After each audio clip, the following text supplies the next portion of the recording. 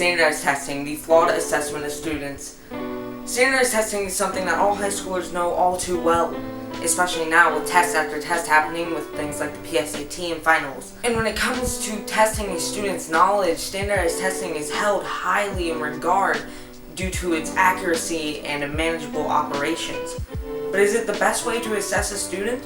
Especially with things like stealth-based assessment and portfolio-based assessment, I'd have to say no. Let's take a look at stealth-based assessments.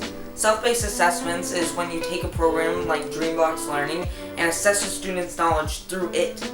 Let's say you want to know how well little Billy's doing in math. You'll have him sit down at the computer, log on to his account, take a few lessons, and go through the test. Then afterwards, the teacher can go on and see where Billy's struggling and help him in that particular area.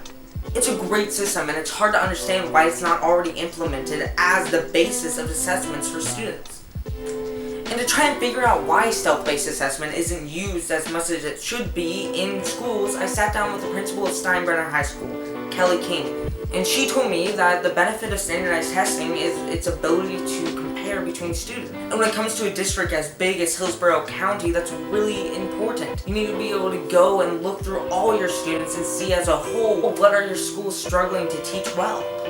And that still didn't really make much sense to me, because when it comes to something like stealth-based assessment, you're able to do that. You are able to look at a student and see how they compare in the class, or in the school, or even on the larger scale in the district. So in my opinion, stealth-based assessment seems to be a better solution to this problem than standardized tests. And on top of this, it eliminates the issues of scantrons and shipping out tests to the schools and then having to ship them back. You also eliminate the problem of a student not shitting in a bubble dark enough. But fine, let's say you don't want to have a stealth-based assessment. That's cool. There's still many other better assessments than a standardized test. Portfolio-based assessments, for example. Now for a portfolio-based assessment, you're going to take little Billy, and over the year, you're going to have him collect all of his essays, his tests, his assignments, homework, projects, etc. And you're going to have him put it all into one portfolio. Then, at the end of the year, little Billy's going to go back and reflect. He's going to say, hey, this was really cool, I remember doing this, and he's going to really take in a lot of how he's improved over the year, and also the things he still needs to improve on. And not only is little Billy getting something out of it, but so is the school. The school can also see, hey, look, little Billy over here is struggling in his test-taking skills, or he's not quite getting the Pythagorean theorem. Let's make our curriculum focus more on that a little bit more in this section. However, I do feel like I need to point out comparison can be difficult because students will have different assignments and projects and essays. Now, I actually participated in a portfolio-based assessment in my English class of 6th grade. I still have my portfolio with me today, and every once in a while I find myself still flipping through it, reading some of the stories.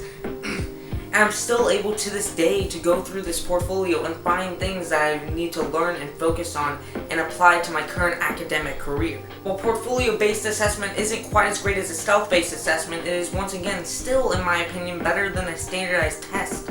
But fine, let's say you want to keep standardized tests. That's okay, but there are some things you need to change in order to make standardized tests effective and better. One thing is we need to limit the time we spend preparing for a standardized test. Even Ms. Kingway mentioned at the beginning, who believes standardized tests are the way to go, believes the amount of time spent preparing for a test is overwhelming for students. Not only that, but the amount of money spent put into standardized tests is insane. According to an article by the Washington Post, there was a study done in 2002 that found around $1,100 were spent per student in the grades of 6 through 11 for standardized tests. There are so many better things you could do with that money, and putting it into standardized tests are ridiculous. If we want to make standardized tests better, we need to limit the amount of time spent preparing for them, and also the amount of money we put into them. And on top of that, I'd like to use something that Robert Rose said. We don't want to aim for 20% of failures, but 100% of success. It shouldn't be about limiting the amount of failures you have, but increasing the numbers of successful students.